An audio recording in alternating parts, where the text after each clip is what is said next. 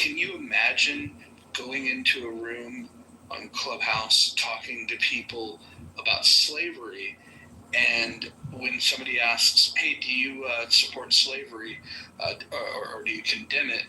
Well, you got to understand it was a popular thing going on in the world, so you can't blame anybody for it. Like, could you imagine making that argument?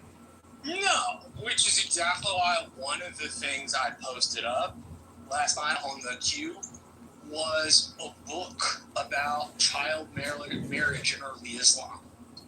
Like I did that intentionally so that people could see it, copy it, and read it. Because I don't think, hey, it was popular at the time is the way to go. And to be frank, Roger, the research I've done on it, aside from that book that I found, was that most marrying ages, and I'm not saying people didn't marry younger, but the quote marrying ages around the near and Middle East at the time were like 12 to 15. So marrying a 6-year-old is a fucking problem, bro.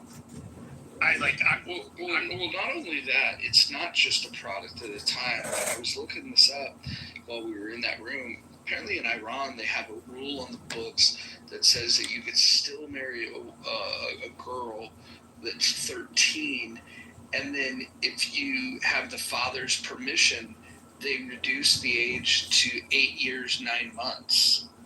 So, I mean, think about that. You'd still do that legally. It's just crazy. But now that we've got people in here, maybe we should talk about the topic of the room. That might be better. Yeah, I appreciate you letting me get my kind of sentiments out. Yeah, no problem. Welcome, Scott. Scott, you did a great job of moderating Gary's room yesterday, although I disagreed with some of what you said. But moderation. I didn't say unprecedented action-wise. I meant unprecedented, I think, temperamentally. Okay. Yeah, I didn't mean, you're right, because I think your list of those authoritarian, of the things that transgress the Constitution, I don't disagree with any of that. And I agree with Marshall, too. The executive overreach is just, it's been a problem long before Trump. It's actually a really interesting book by, he's an Asian American Yale law professor, I think he's at Yale, called the National Security Constitution. It's all about this topic, about executive overreach. It's fantastic. Yeah. Well, let me start with you, Scott. What do you think of the title of the room? Yeah, I think I don't know the answer. I mean, I think sexual orientation is a continuum, right? I mean, it's not. I think there are people that are born at different parts that continue. I think it's a combination of nature and nurture, right? So I don't think. So I don't think it's I don't think that's an exact answer. I mean, I think it's complex. I think for political reasons, people want to say it's. No, I think to say it's not a choice is fair, right? I think people that feel like, hey, I didn't make a conscious choice at like 19. Oh, I'm going to be gay or something. I understand that, right? Like, because this is something that probably has genetic and psychological factors, and which is why it's a sort of dynamic continuum. But I think it's a bold. I don't know that I think it's whole like a thing like gender at birth or biological sex at birth. Well, what do you think is the definition of gay? Because I've thought about this, and half of my party. Well, I'm just wondering how you determine it. Like, if somebody has like a gay thought, does that make them gay, or is it the act that you participate in that makes you gay? And on one hand, I can think, well, we don't call somebody that has suicidal ideation. We don't say that they committed suicide. We don't say that somebody has a homicidal thought as a murderer. And so I wonder if the definition is like, let's say somebody was born with a particular orientation, the behaviors are still going to be a choice, and so there's that. But then if you looked at that particular line of thinking from a slightly different lens, you could then say, okay, well then, what if they participate in the behavior but they don't enjoy it? Does that, like, so is it the behavior or is it, the preference?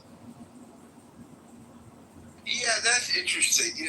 So I had a professor when I was in my master's program who wrote a book called The Bible and Homosexual Practice, and it's probably the most comprehensive book on the traditional view. It was written a while ago, around 2000 or something, but early 2000s maybe.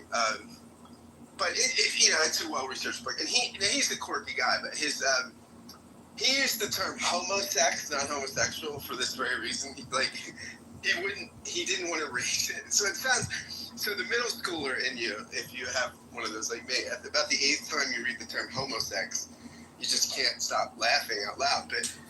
But he uses that for the very reason of the issues of what you're saying, like ontologizing homosexual practice, right? He doesn't want to say that homosexual practice is an makes for an ontological identity, right? And so, but I think for a lot of folks, I think in the gay community, that is the case, right? They do want to say that this is my identity, and so it's become an identity, right? And so I think, and you can, look, and there's lots of reasons why politically, in the sort of movement for gay rights, right, you'd want to say this is biologically fixed, right? Something that it's not chosen, like being black or being a woman, right? So then I'm treated the same way in political discussion. So I kind of get that. I just don't know that I don't know that means. I don't know that the fact that this doesn't feel like an arbitrary choice, or even an identitarian choice, the way some of them we might consider. I don't know that makes it at birth. Do you have any thoughts on this? Well, I don't have any conclusions on this. I mean, it's Asked not another way, what when you think of this, can you personalize it and ask yourself, do you feel that your sexuality was determined at birth?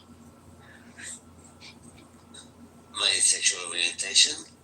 Yeah, your sexual orientation. Do you think at birth it was determined?